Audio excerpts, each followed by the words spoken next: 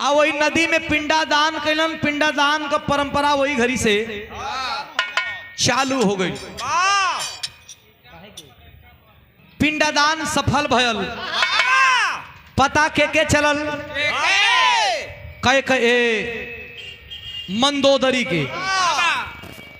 मंदोदरी सोचली कि राम का परिवार का पिंडादान हो गई, पूर्वजन का तरमतार हो गई। अब हमारा परिवार में कोई बचले ना है कि पिंडादान करो। बाहर स्थिति कहल जाला कि समय कबो एक समान रहत नहीं। 1 लाख पूत 1.25 लाख नाती ता रावण घर दिया न। केहू बचल नहीं खे कि पिंडादान करो।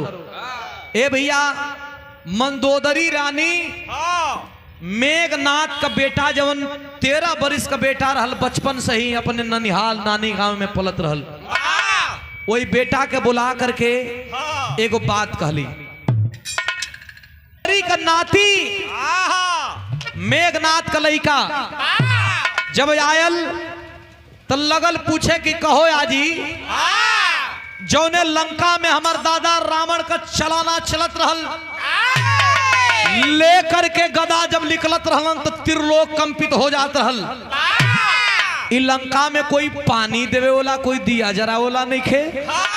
आखिर बात का परल बा दादी पूछत बा। का पूछे मास्टर?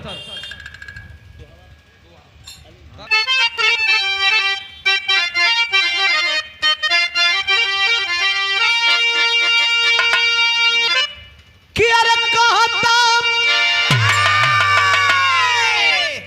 मंदोदरी से हमारी जीत बिरावा।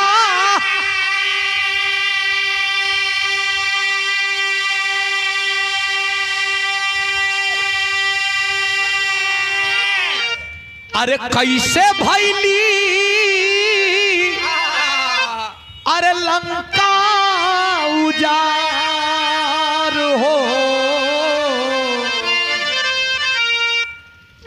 कैसे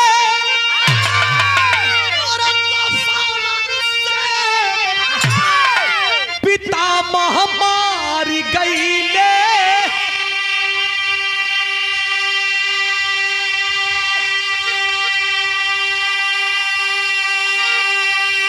अरे माई बाबू कहवा हमार हो। अरे माई बाबू कहवा हमार। कला कहाँ हमार माई है, कहाँ हमार बाबू हमन, कहाँ हमार दादा रावण हमन। मंदोदरी माई के आंख में आंसू बा कि नाती सब विध्वंस हो गए। लंका का स्थिति, लंका का वासी सब लोग मारे गए हैं नाती, सब लोग मारे गए हैं बेटा। आंख में आंसू लेकर के मंदोदरी रानी कहती है क्या? बिरहा में कव्वाली का टुकड़ा बा मास्टर।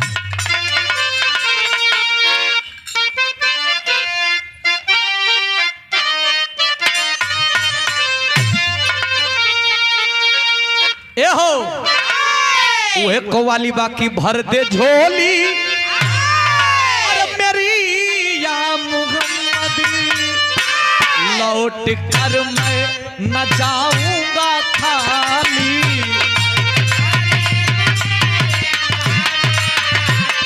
लौट कर मैं ना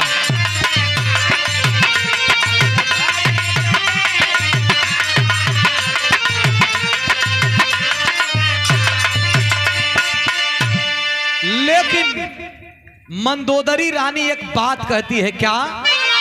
अरे रोके बोली मंदोदरी अमर से। अरे रोके बोली अरे मंदोदरी अमर से, लाल कैसे मिटाऊं मैं सबका।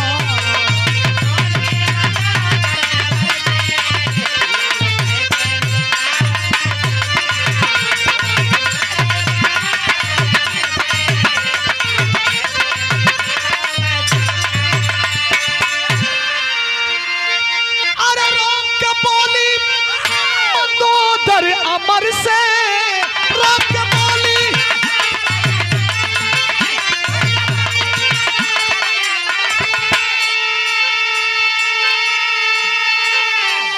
अरे लाल कैसे मिटाऊं मैं शंका, अरे लाल कैसे मिटाऊं मैं शंका, अरे मांगू में मेरी राख भरी है, ओ मांग में मेरी राख भरी है, राख है सारी लंका, मांग में मेरी भरी है।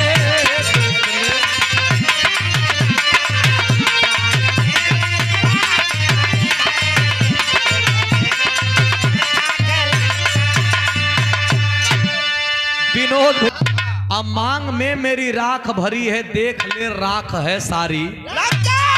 मंदोदरी कहती है कि ये बेटा ये लंका ऐसी नहीं थी, ये लंका का छवि, ये लंका का सुंदरता कुछ और था। क्या बता रही है मास्टर?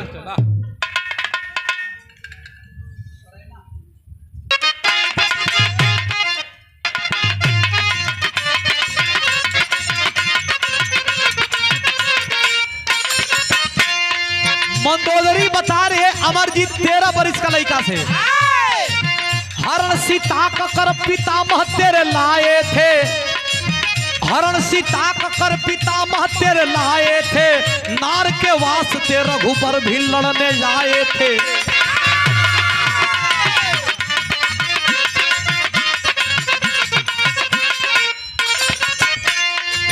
मिले श्री राम से विभीषण मिताई करके, मिले श्री राम से विभीषण मिताई करके, कराया कुल का नाश द्रोही बुराई करके।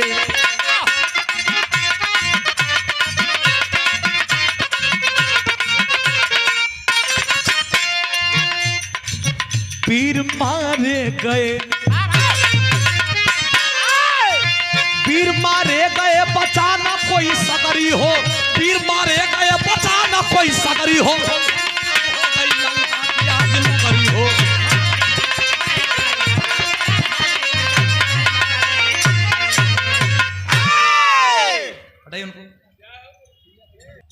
मंदोदरी रानी मेघनाथ का बेटा 13 वर्ष का लड़का अमरजीत से कहने लगी कि बड़े बड़े वीर मारे गए और राम अपनी धर्म पत्नी सीता के खोज में कोई पंचवटी से लंका तक आ गए। और जब लंका में अलन तब विभीषण मिल करके पूरा भेदवा खोल धलन। अब भेद देके और राम पूरा लंका के सर्वनाश करा धलन। ये बेटा अरे वो दादा गइलन कहा जौन बिरहवा कतल कहाँ गइलन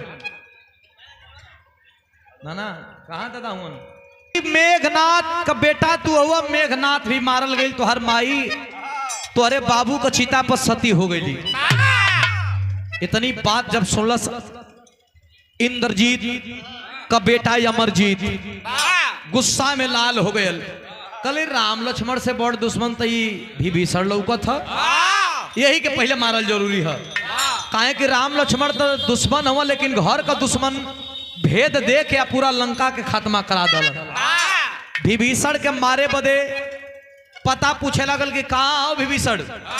मंदोदरी रानी कहली कि राजा जब रावण मर गिलन तो वह राजा बन के बैठल हो। कहना तब तो यही के मारल जरूरी बा। पहले का कहत बा बिरहा में एक तरज लगत बा मास्टर।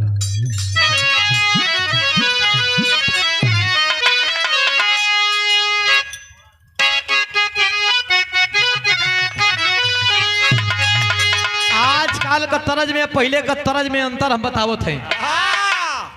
दिन खोजे खातिर जब लड़का चलल मास्टर मर्दे चलल जब तो कैसे चलल?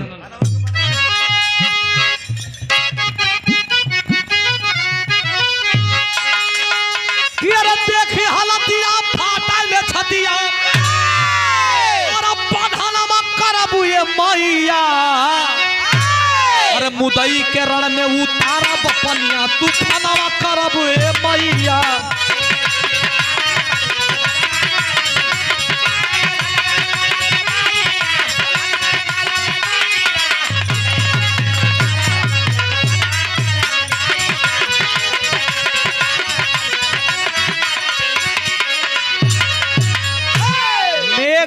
का बेटा बोला कि मंदोदरी दादी आप एक छटाक भी चिंता मत करो, मेघनाथ नहीं तो क्या मैं हूं ना, मैं पूर्ति करूंगा मेघनाथ की जगह।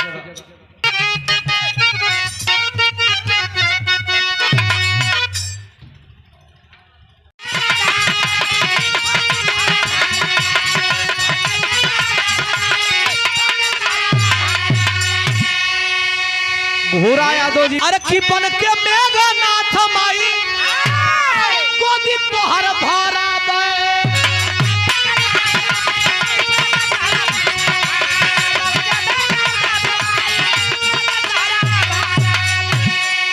अरे खेद के भी भीषण के हम राज खुद कराब।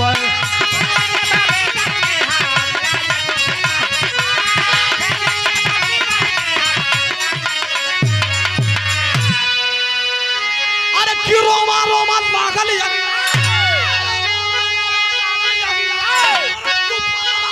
ये मैया अरे मुदई करण में उतारा मैया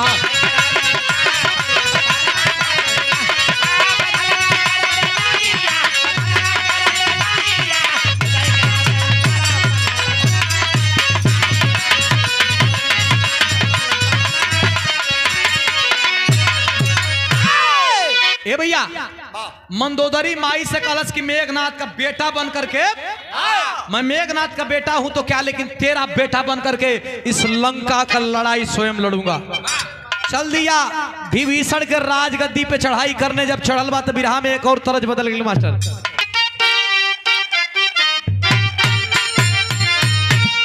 तरजिया के हमारे गुरुजी विजय लाल जी बड़ा लहा के गावेल में अरे कि का बौरा गइलू ना यैया का बौरा गइलू ना हम ता खुद रहिले बौरहिया, हम ता खुद रहिले बौरहिया अइया का बौरा गइलू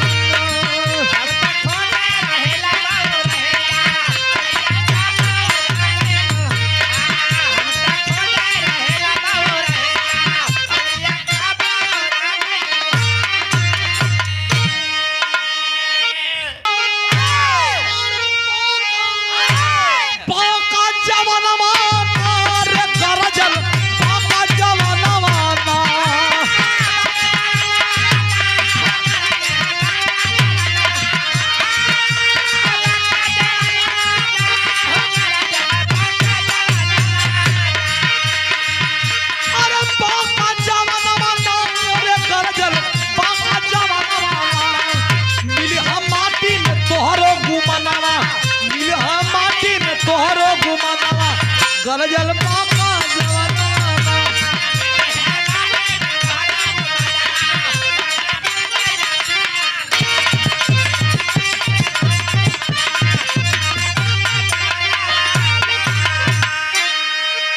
पुनः पुरस्कार।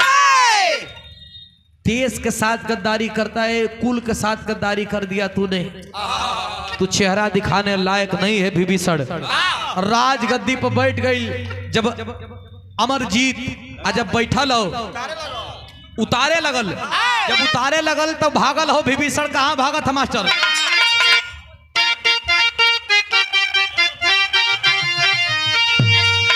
अरे कि धाई तुरंत लावा पूरा गईले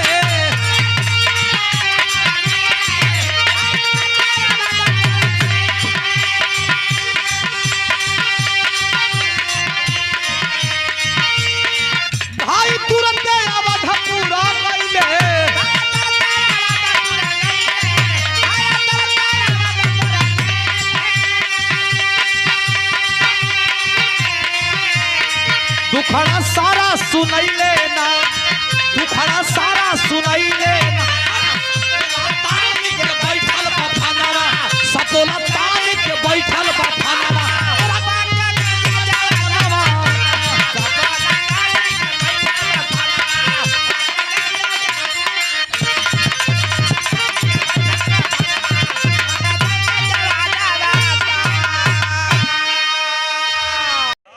वो लड़का जब लखेत दिया अमरजीत कहाँ गईलन विभीषण वो अयोध्या में। आज जब अयोध्या में गईला है भगवान श्री राम कुशल क्षेम पूछला कि का बात है ठीक हुआ। कहना का ठीक है राक्षस रहे दिया तब न। कहना सबके तब मार के आए हमें कमर राक्षस बच गए लंका में कि तो के लखे दले। कहना सबके मार के काइल हो मेघनाथ के बेटवा बिन बछर अगले उन्होंने औरे रहल 13 बरिस ले। तो बड़ी बहुत विशाल लगा। कहना विशाल नहीं हो तो 13 बरिस का, लेकिन लगत है कि रावण का मेघनाथ का कुंभकर्ण का अक्षय कुमार का जितना जोर है वो करे में है कुल। कहना तब का हमारे राजगद्दी पर बैठल है अब हमारे जान तो वहीं बचेबा। भगवान बड़ा चिंता में पड़ल हवन। तब तक लक्ष्मण भैया कहना ए भैया मेघनाथ के हम मरले हई एक बाप के वहू के मारब हम ही। एक तरफ से मेघनाथ का मारने वाले लक्ष्मण और एक तरफ से मेघनाथ का बेटा इंद्रजीत चलता है तो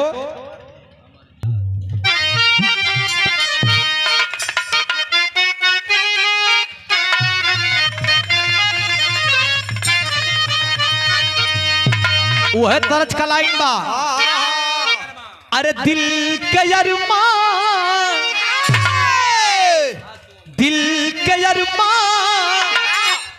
और आंसुओं में बह गए।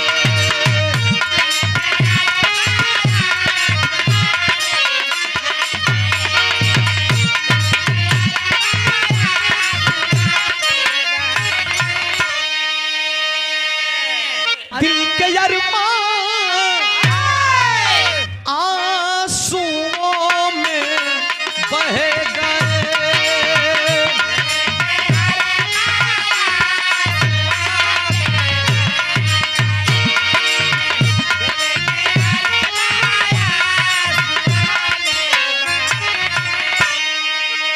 लेकिन एक तरफ से अमरजीत और एक तरफ से लक्ष्मण भैया जब चलल दोनों तरफ का लिखल गई बात का। अरे ठोक के ताली एक तरफ से मेघनाथ के मारे वाला लक्ष्मण जी एक तरफ से मेघनाथ का बेटा। तो अरे ठोक के ताली पीर समय में चल दिए।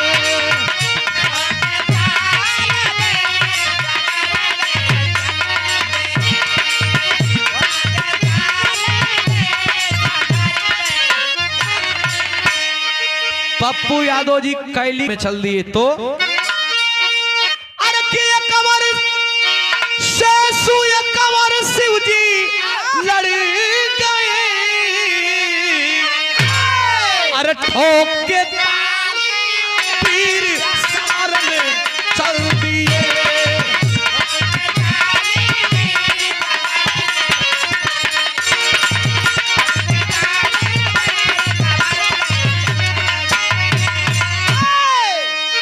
एक तरफ से अमरजीत जब चला है जवान तो लड़ाई का मुख्य भार देखिए पट।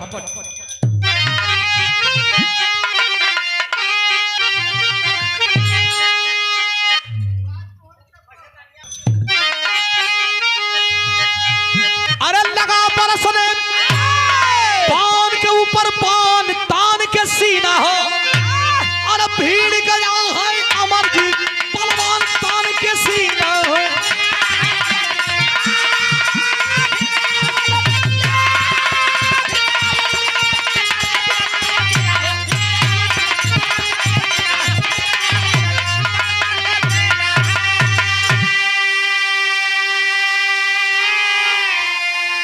अरे हनी हनी के ये बाण बाबू अमरजीत का मारा हो।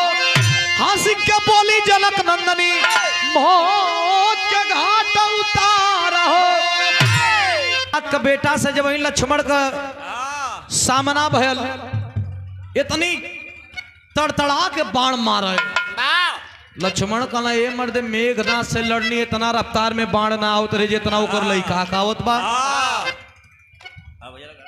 मेघनाथ का बेटा का इतना जब बाण बेग देखलन लगना पूछे विभीषण से कि राज का कहना राज कुछ ना है मराए वाला है वो कहना कहा है कहना जब तक एक सामने कोनो स्त्री ना आई हन तब तक ही मराई उराई अरे बाप रे बाप भगवान का भाई भगवान श्री रामचंद्र जी का भाई लक्ष्मण कहला कि कहां से अब स्त्री आई लंका में पुनः बुलावल गई सीता जी के लक्ष्मण के सामने जब सीता जी खड़ा भैली है आज जब खड़ा भैली है मास्टर तो भयल का मास्टर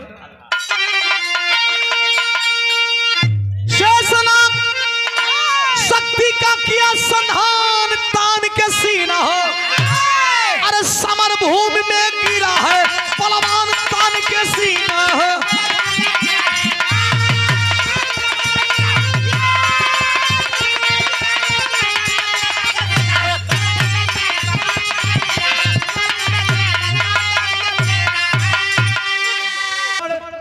आगे से उनकर सीता मैया सीता जी कली की संधान करा बाण चलावा जब देखलस स्त्री के मेघनाथ के बेटा अमरजीत कलश की स्त्री के सामने बाण हम चलाई बुलाई अभी है रह बा कि स्त्री के सामने बाण चलाई तब तक में लक्ष्मण कैला का मास्टर खड़ी का भाव बा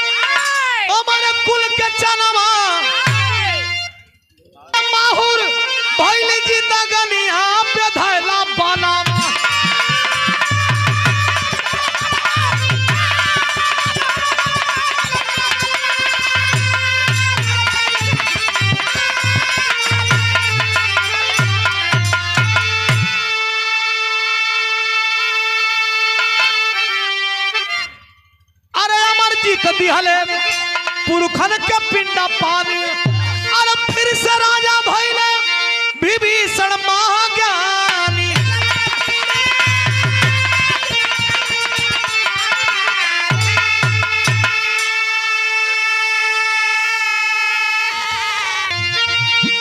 अरे लहरे ध्वजा गगन में डूबल पाप का नमवा अरे की माहुर भइली जिंदगानी पे धैला बनावा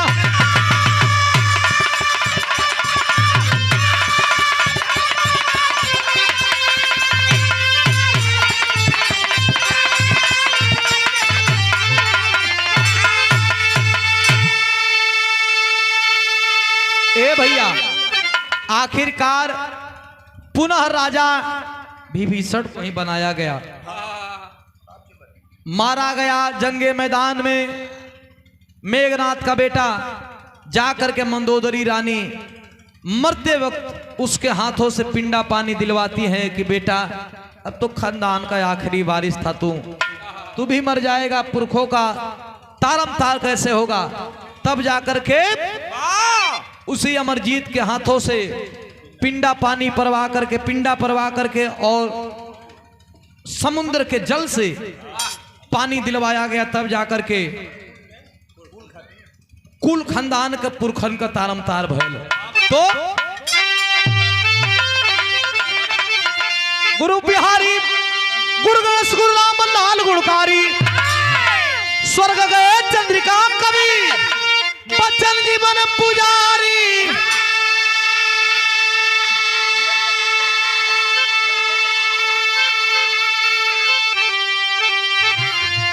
और की पीरन से खाली भइले देशवा तो सुधीर पीरन से खाली भइले